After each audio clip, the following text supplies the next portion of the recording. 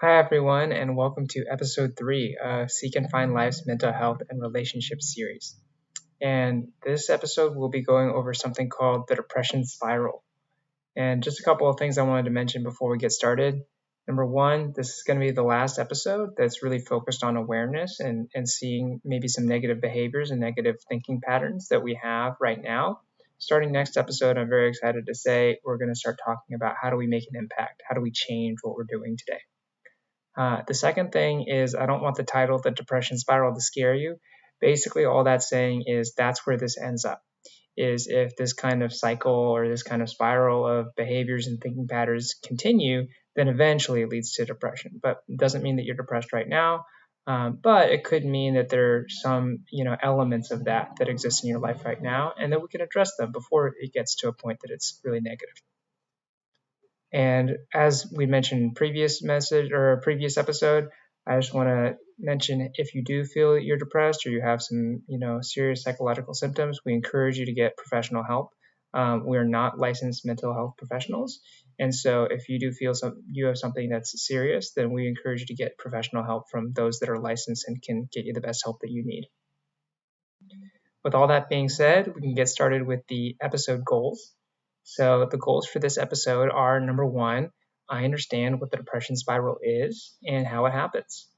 And number two, I realize that the depression spiral or some elements of that might be present in my life today. And number three, I can recognize the indicators of the depression spiral in my life, right? If there's certain parts of this process that are present in my life, now I can recognize them, I'm aware of them, and then as we go through this series, we'll be able to address them. Alrighty. And so the questions for this episode are, what is the depression spiral and how does it happen? And as with the other episodes, we'll start first with a little exercise. And so for this exercise, what I'd like you to do is go through a typical day and categorize your time into two categories. I want you to have a have to category and then a want to category. So on your little notepad or whatever you have, you can kind of make a little box with two sides to it, or maybe you can just type out these two categories and then give ballpark percentages to each of these categories. And again, it doesn't have to be exact. We're not looking for down to the 1% level. Maybe if you're awake for 15 or 16 hours a day, you can just do it by 1 hour increments, right? I spend roughly 6 hours at work. I spend whatever it is, 8 hours at work, 6 hours at school, And so just to give you a very ballpark idea of how your time is being spent. And before we send you off to do that, just a little bit of additional guidance here is the want to category should be things that you actively enjoy and you choose to do. Like this is something that you're excited about, that motivates you, that you get fulfillment from, that you want to do, you look forward to doing. And then the have to pile is, in simple terms, is just everything else, right? But at least 3 kind of mini buckets within here. You can all put it into one category on the exercise, but just to mention what to think about would go in this category. Number one, things that you have to do, right? Homework, school, work, all the kinds of activities, chores, whatever it is that you need to do. Also include in this section distractions and time wasters, what you might call avoidance behaviors. So if you're going on YouTube or going on social media or playing games to avoid doing homework or to avoid doing some other kind of work, I want you to go ahead and categorize that with the have to column. So this is things that you use to procrastinate or to distract yourself. And then the third thing is habits and routines, things that you do just because, or just, kind of extra fluff in your day, whether that's, I got to brush my teeth or, I got to go to the bathroom or whatever it is. Just whatever it is that's just kind of like extra kind of passive time in your day. Go ahead and add that to the have to column. And don't include your sleep time. So this is only going to include time that you're awake and actively making decisions about your time. And so I'll go ahead and give you a little bit of time to do that.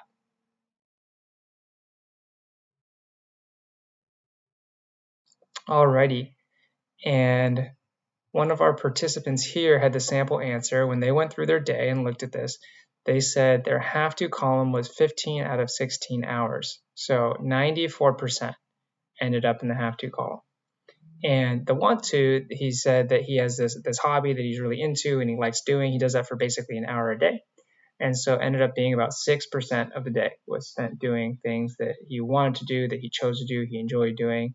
and then the other 94% is going to the have to column in this case. Now, what I'd like to talk about briefly is something I like to call coercion creep, right? So we talked about in the previous 2 episodes, we talked about resistance, we talked about coercion, trying to obligate ourselves or force ourselves to do something that we don't want to do, and just talk about just over the span of our lives, how this can kind of happen, right? So first we're born and we basically do what we want. You're a little baby, you cry when you want to cry, you know, bounce around when you want to bounce around, you crawl around when you want to crawl around, maybe to a fault even. And slowly coercion is going to come into your life, right? Whether that's your parents telling you what to do, whether that's your teacher telling you what to do, there's just a lot of things that you need to do. And so this percent of like have to is going to slowly creep up over time, right? Maybe when, your parents start telling you, you got to do this, you got to do that, right? Then it's going to start to creep up a little bit. And then when you go to school, maybe it's preschool or something like that, right? It's going to creep up a little bit, maybe 20% of your time, 30% of your time you're at school, you got to listen to the teacher, right? Then eventually, you're getting farther along in school, elementary school, it's taking more time. Maybe you get to middle and high school. Now there's extracurriculars and you have college apps and you have homework. And so that's creeping up to, 40%, 50%, 60% of your time is things you have to do. You have to do your college apps, you have to do your homework, you have to do your extracurriculars, get into a good college, whatever it is, right? And then interestingly enough, when you go to college, a lot of times, depending on your situation, that percentage might actually go down. So in high school, it might be, I don't know, maybe 60%, but actually you go to college and you have a lot more time, a lot more freedom, right? And so it could actually go down to something like 40%. I was always curious when I was growing up that I would hear people say, oh man, I wish I were a kid again, or oh, college was the best time of my life. Actually, if I was very interested to find out, this might be a big part of it, is because that's when coercion was the lowest in your life. But anyways, that is a small aside. Then you start working, you might have a significant other, you might have a family, have kids, and then it's going to go way, way up, right? By the time that you're working, maybe 8, 10, these days, 12 hours a day, and then you're trying to take care of your family, you're trying to take care of your significant other, right? It might even be, 90%, as we saw with our participant. Sometimes, I get worried that it's like over, quote unquote, over 100%. Like this is eating into your sleep time, right? Is like you basically don't even have any time to yourself. You have to measure it not by days. You have to find a month before you find a little bit of time that you're able to spend to recharge, to get to be with yourself. And so this can have some really substantial psychological impacts on how we live our lives and how we feel. So that's kind of the coercion side. And then habit, routine, distraction, like they kind of fill in the gaps. Sometimes they might even overflow the gaps, right? When I say overflow the gaps, I mean, oh man, I stayed up till 3 a.m. like going on social media or, watching YouTube or playing some games, then maybe it's like cutting into your other time. And so this is what we're seeing is from when you're, just a little child and you're growing up, slowly over time, more and more coercion, more and more obligation, more and more duty and shoulds and needs to and have tos and musts are creeping into our lives until this percentage is really significant. And it might be that the want to percentage gets really low, right? It might be even below 10%.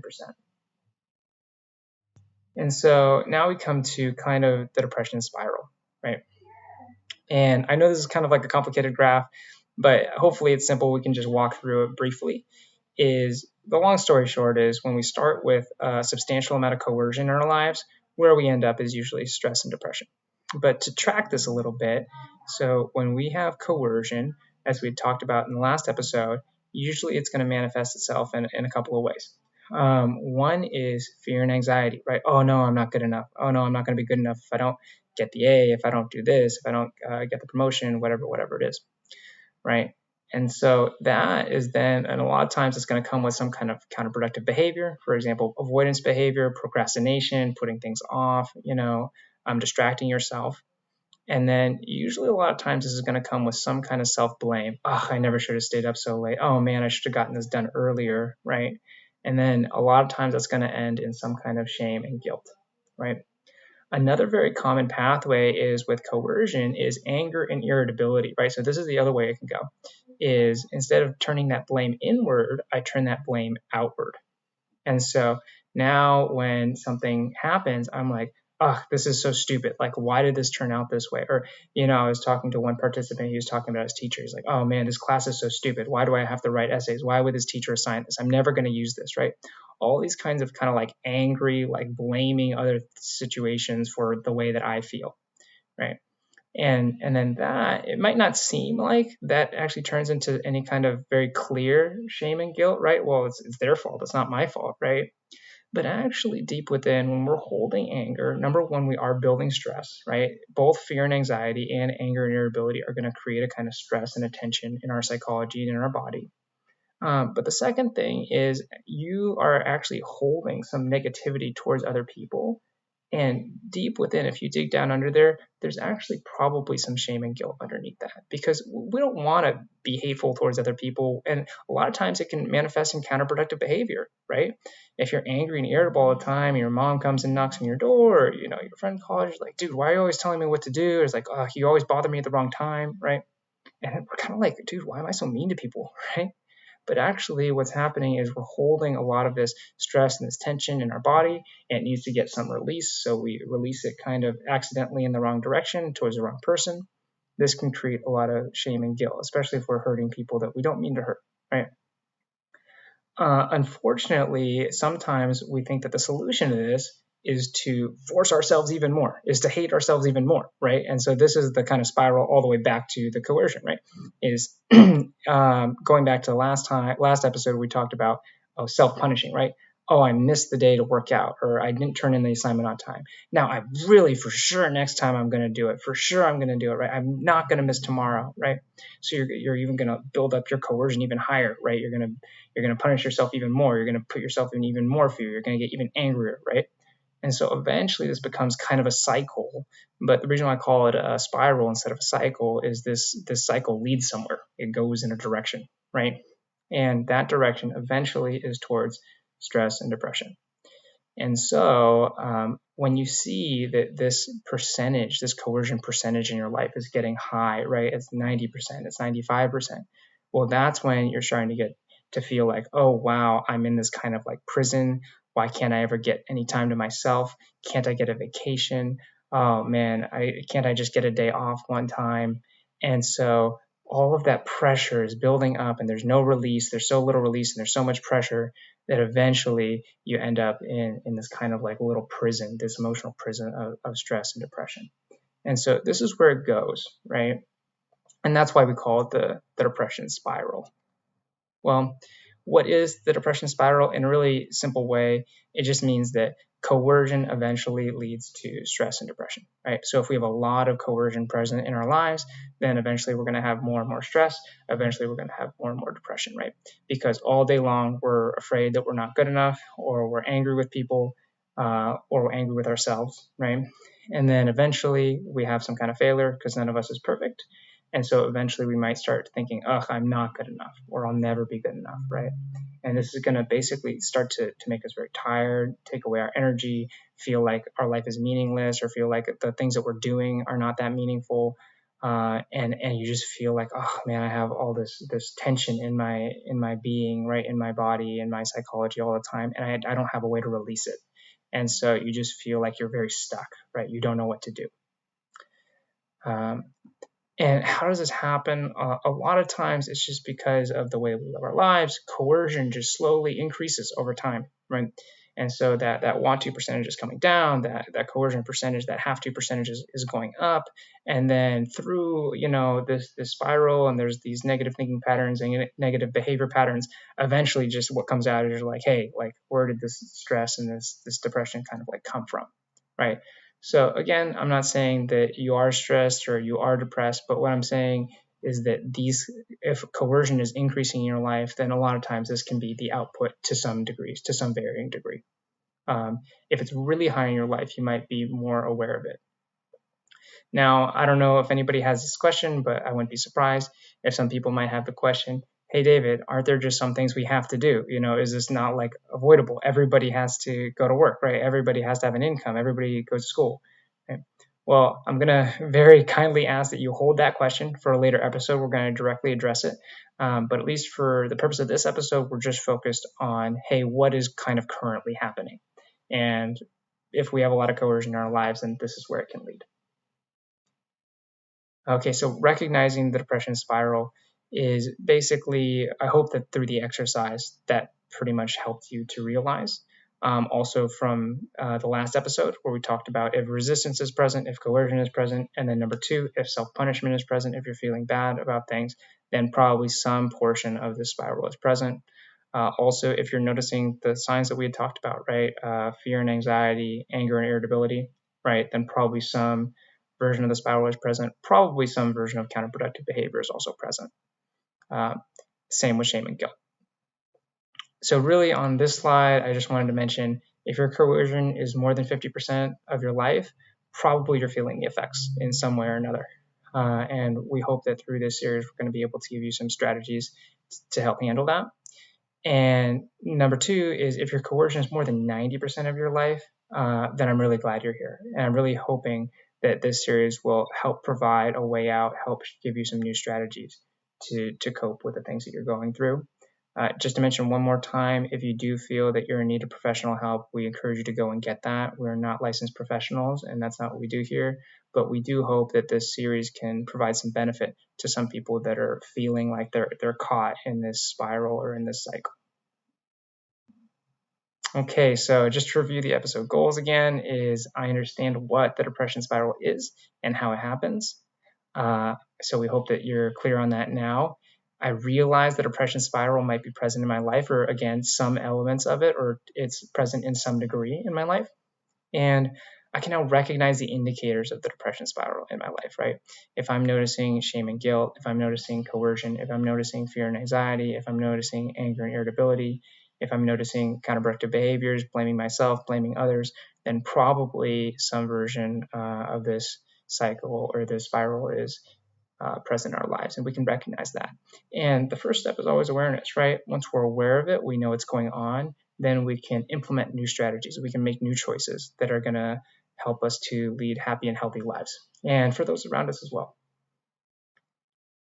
As always, we love feedback. Go ahead and comment on this video if you did or did not meet the goals for this episode. I'd love to hear what your percentages are. I'd also love to hear, some of the participants will tell me, they'll give me a little breakdown, right? Like, hey, in my have to column, where is that percentage going? Hey, in my want to college, where's that percentage going? That can actually help bring some things into awareness as well. So I'm always interested to hear from you. And always feel free to email me at david@seekandfind.life if you need anything from me. I'm always open to hear from you. Thank you so much, and we hope to see you for episode 4.